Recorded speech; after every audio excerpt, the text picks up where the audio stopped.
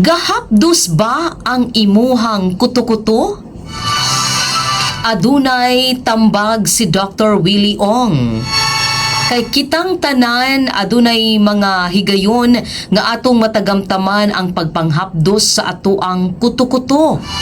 Ilabi na kung nalipasan ta og pagkaon o dili ba kaha na stress sa trabaho. Mura ba og hapdos man atong kuto-kuto. Feeling nato gutom man. Kay ingon pa gagawas manggod og sobra nga acid ang atoang kuto-kuto, maunay hinungdan nganong hapdos ang atong kuto-kuto. Ang tawag ni ana, matud pa ni Dr. Willie Ong, gastritis. O kung mas mo grabe pa, mo resulta kini sa sakit nga ulcer. Ingon pa ni Dr. Willie Ong, kung makasinati ka niini kanang manghapdos ang imong kuto-kuto, dili lamang tambal ang solusyon ni ana.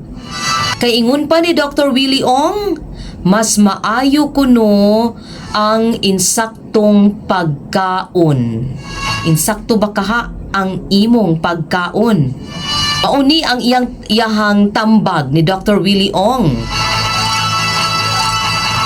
Kaon sa insaktong oras.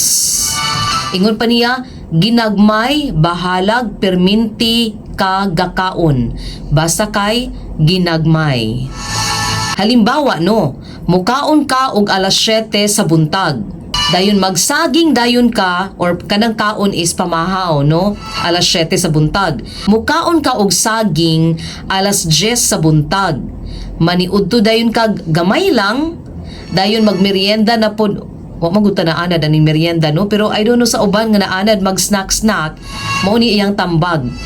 Magmerienda or mag-snack og tinapay sa alas 4 sa hapon, dayon mag-dinner na pod alas 7 sa gabi. Ug ingon pa niya nga bisan unsa daw kuno ka busy sa imong trabaho, ayaw kalimti nga mukaon sa insaktong oras. At timanon nato ang atong tiyan.